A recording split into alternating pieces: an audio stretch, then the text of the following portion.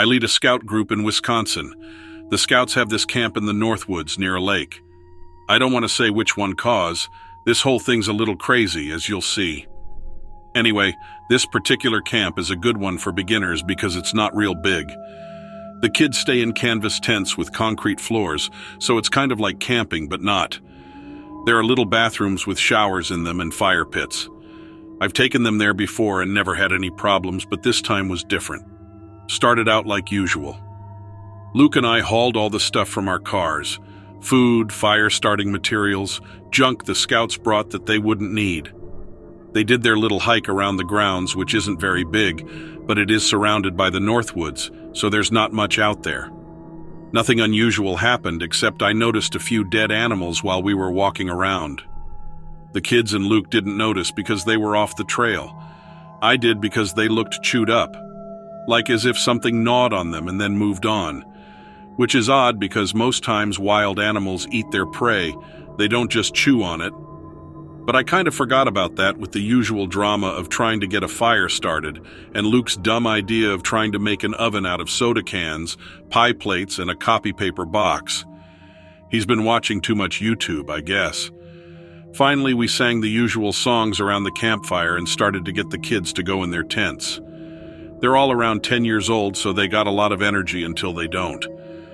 They were in their tents by 9, probably watching videos on the phones they weren't supposed to have, but I didn't care as long as they were quiet.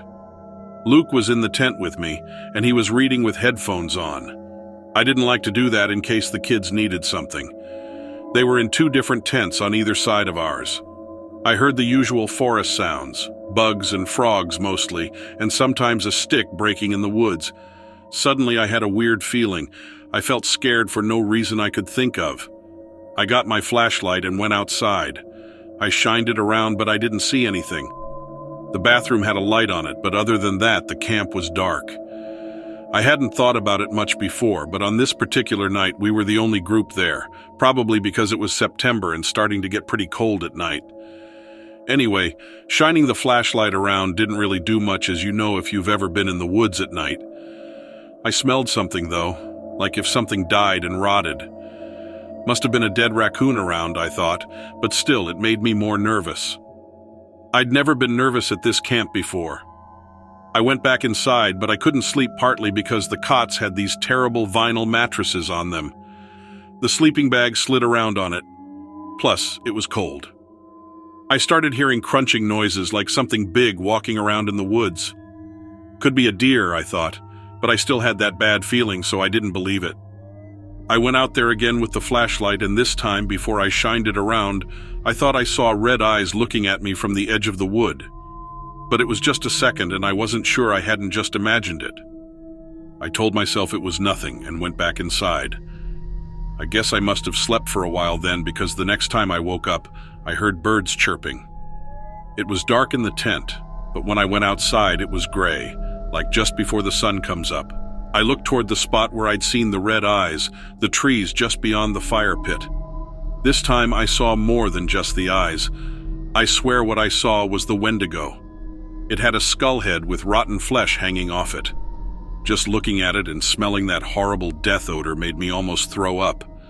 I was also terrified. I knew I had to get Luke and the kids out of there fast. I always carry a whistle around my neck, and I blew it and yelled, "Everyone up! We're going to breakfast." Luke came out of the tent first. I knew he was going to say that we had breakfast. We'd packed pancake mix and bacon we were going to cook. He saw the look on my face, though, and he knew something wasn't right. He helped me get those kids into the cars even though they were complaining. Didn't let them change or go to the bathroom. While I drove, I pretended like nothing was wrong. Acted like it was a prank or maybe a drill, like a fire drill. Kids were too tired to complain a lot. In the nearest town, there's a diner, and we stopped there. While the kids lined up to use the bathroom, I got a couple tables. When Luke and I sat down, he said, "What was going on back there?" "Something was out there in the woods," I said. The waitress came over and filled our coffee cups. She must have heard because she said, "I hear the wendigo's been around. You camping, you'd better watch yourself." Luke looked at me and asked, "Was that it?" "I think so," I said, but I knew it was. After we ate, we went back and packed up. It was light out by then, but I still watched the woods. I didn't see anything except a chewed-up raccoon that I hid under some leaves before any of the kids saw it.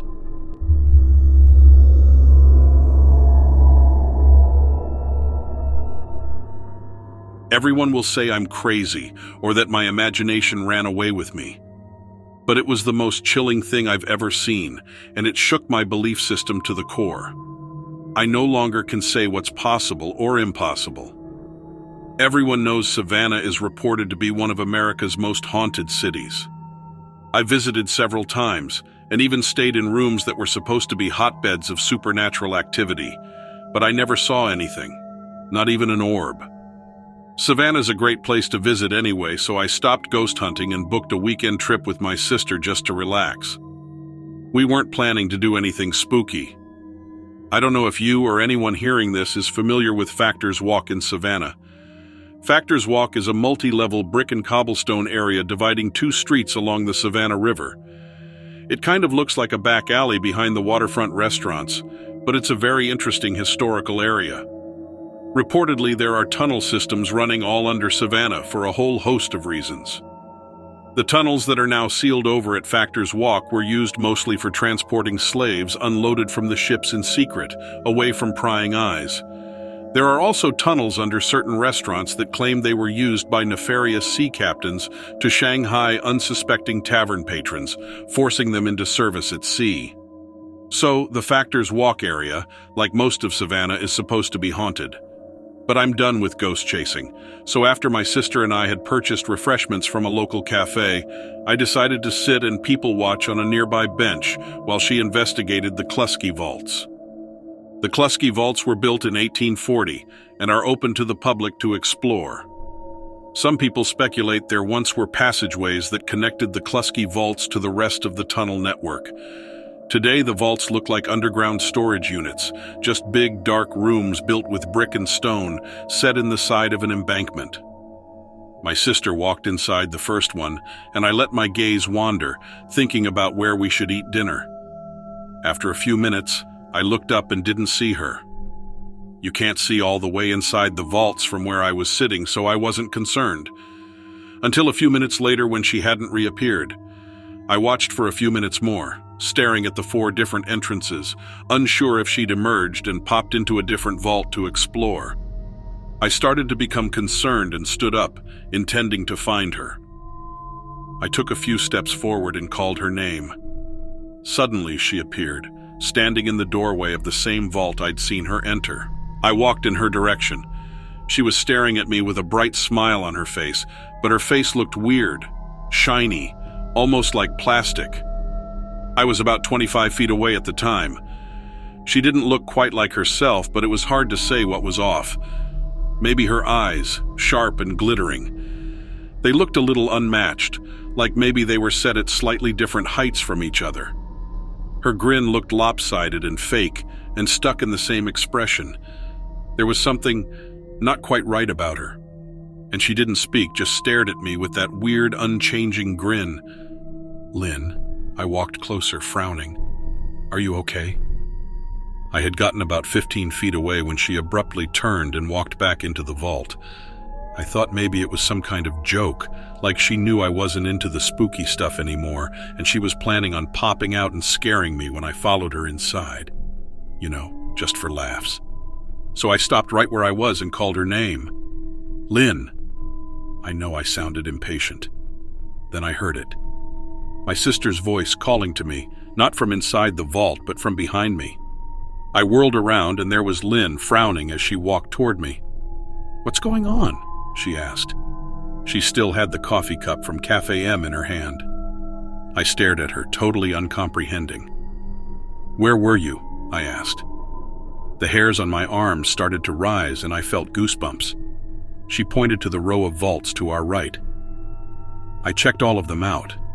I just came out of the last one and you were standing here calling my name. What's going on?" My knees felt weak. What had I seen? It looked like Lynn. No, correction. It looked like something that was trying to look like Lynn, but not quite succeeding. I must have gone pale because Lynn grabbed my arm and steered me back over to the bench. I kept my eyes fixed on that first vault while I told her what had happened, but nothing ever emerged. She told me then that the first vault had felt really uncomfortable to her, and she'd spent less than a minute inside. It felt so claustrophobic and depressing. There was this sense of a dark energy in there with me. We both just stared at that first vault, wondering what it had been. What sort of creature could take on the appearance of my sister and step forth into the sunlight? Had it tried to lure me in there? For what purpose? I shivered. "Do you want to go look in there?" Lynn asked me. She sounded scared too. I shook my head. Most definitely not. Whatever was in there, trying to escape from that vault on Factor's Walk, was not something I ever wished to encounter again.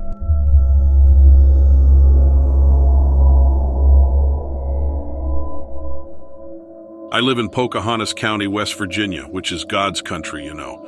But what I seen the other day wasn't a creature of God's making.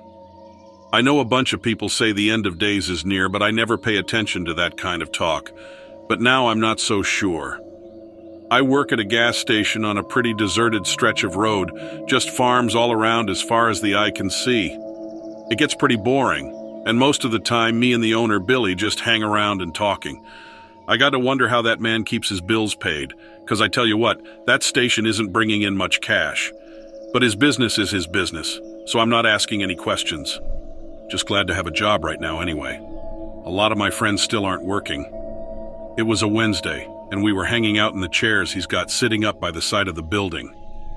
There had only been 4 customers all day, and Billy was rambling on with some fishing story he'd told me a million times. But I was bored as heck, so what was I going to do? I was pretty much tuning him out anyway, just nodding my head and saying, uh-huh. We heard a shotgun fire real close by. That's not that unusual, but then it went twice more, and Billy looks at me and says that Fox is probably in Garner's chicken coop again. Then all of a sudden, we saw it. There was this giant bird-like creature flying straight over the treetops, heading in our direction. I say bird-like, because it wasn't no bird. It looked like a small dragon, even though that sounds like one of Billy's tall tales. I couldn't see it that good, but good enough to know it wasn't one of God's creatures. Billy says, well, I'm not going to say what he said, but he was surprised as heck, just like me.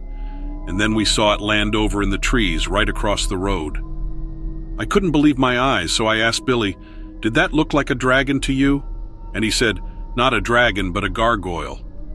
Well, I've never seen a gargoyle, so I don't know if that's right or not. But he says it's one of Satan's creatures for sure. I'm going to get my gun. Now, don't be calling me a chicken, but I gotta say, I wasn't liking the idea one bit of us going there across the street where the thing landed. I mean, it looked big. As big as a yearling calf, at least.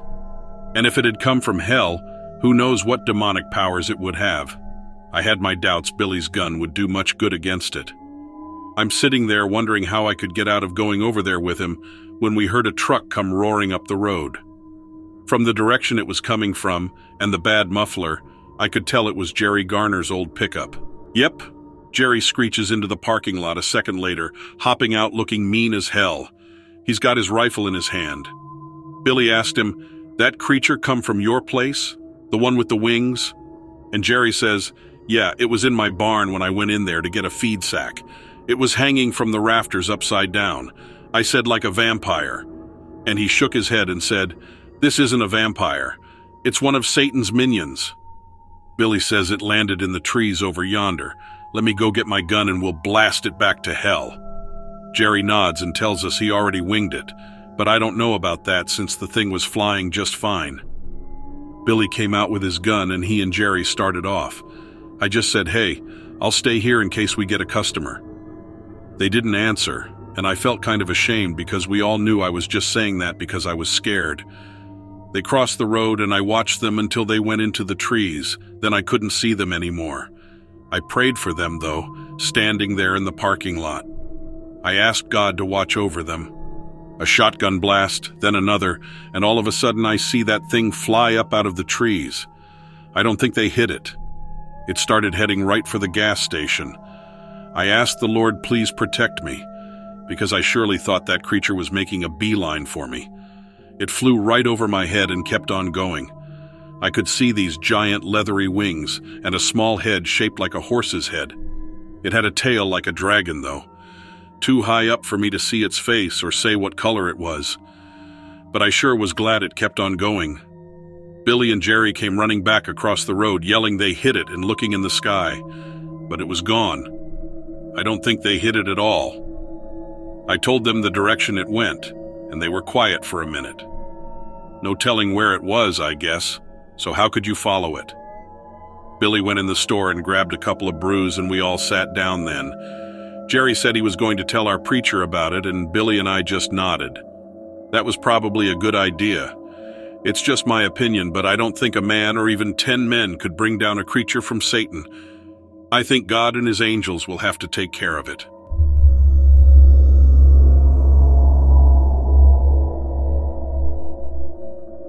It was Christmas Eve, and I was running late to dinner at my parents' house.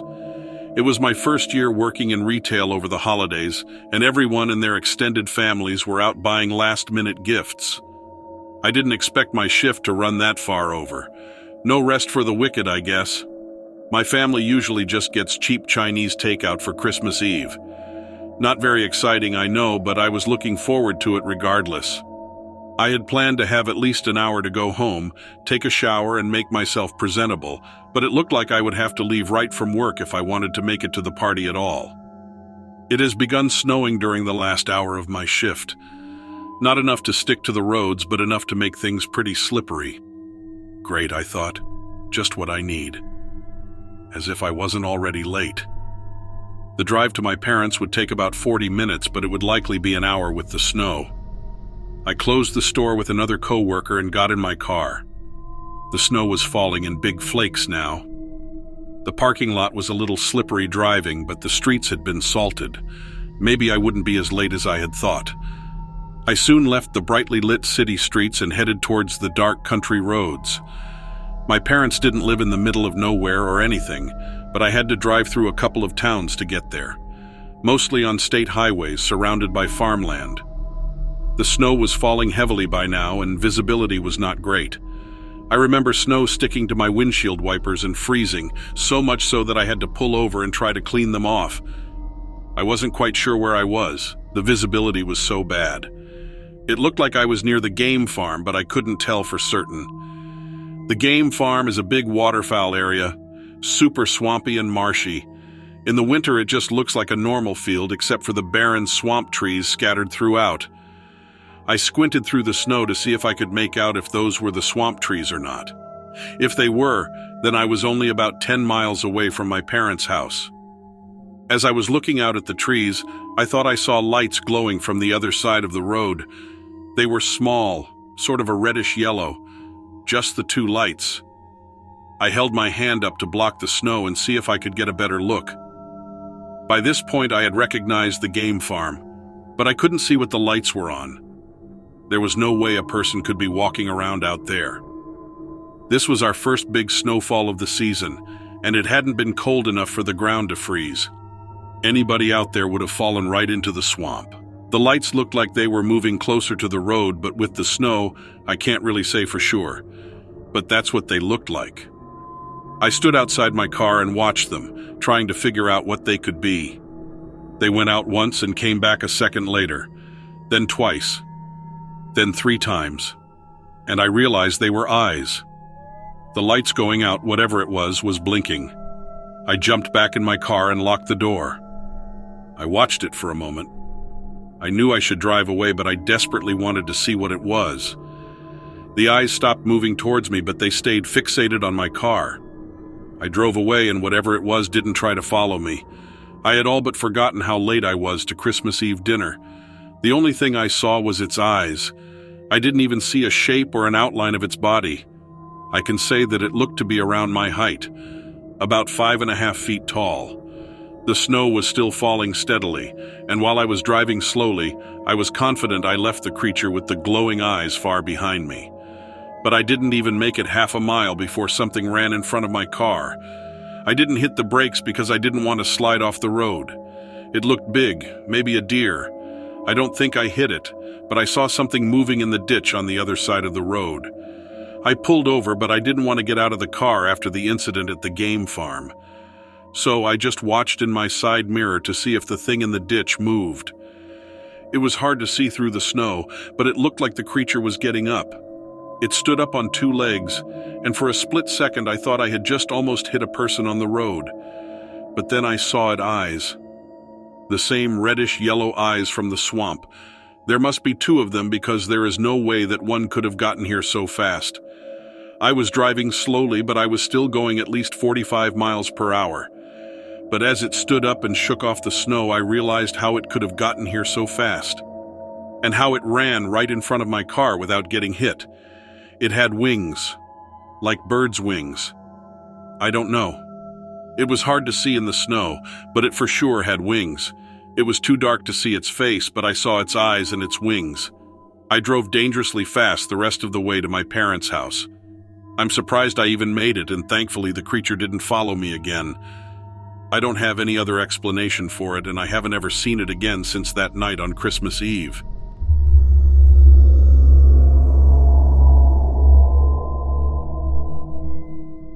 At the time of this encounter, I was a park ranger at a state park in Arkansas. The place was just gorgeous. Arkansas is known as the natural state since there's so much scenic beauty there. One of the main attractions are the waterfalls. Arkansas has about 300, and some of the best ones tend to be in more remote and mountainous areas. Part of my job was to maintain the access points to these falls in order to minimize risks for people coming to visit them. A lot of my days started really early. I would get on the trails first thing in the morning to check if there were any hindrances. Things happen like flooded creeks, quick mud, dangerous wildlife, etc. The rainy season is approximately October, May. The best time to see the waterfalls is in the rainy season since a lot of the falls go down to a trickle in the summer. So I was out there in a lot of wet weather. The job isn't for everyone. It involved a lot of isolation and rugged terrain. I was pretty much always wearing my steel-toed wading boots and carrying climbing tools and ropes and stuff. I enjoyed the isolation, though. I've always been an introvert and never was hesitant to get out there alone. One morning I was headed to a pretty remote area that had been impacted by flooding and long-time water erosion. I needed to assess the damage. It had been closed to the public and we wanted to make it accessible again. I got up before sunrise and drove out. When I got there, the road went from gravel to dirt, which is common in backwoods Arkansas. Eventually, the road became no longer recognizable because of some past mudslides and rock slides. I had to park my truck and head into the blocked area on foot. There was quite a bit of destruction on the old road, and I had to bushwhack my way through a lot of spots. I eventually came upon the creek, so I knew I was on the right path.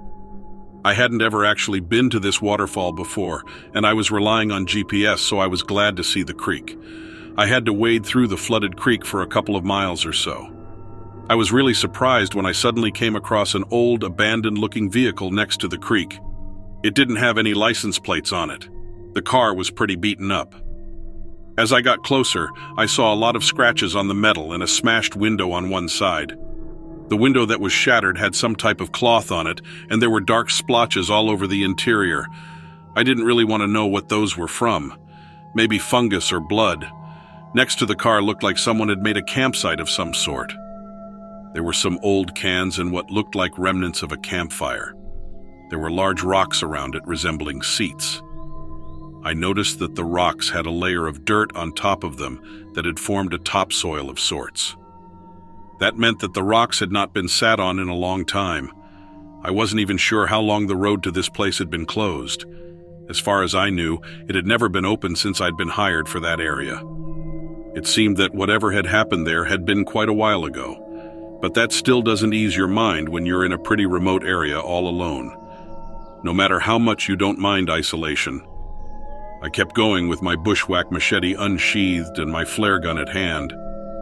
At that point, I was out of the creek and back up on the dirt road.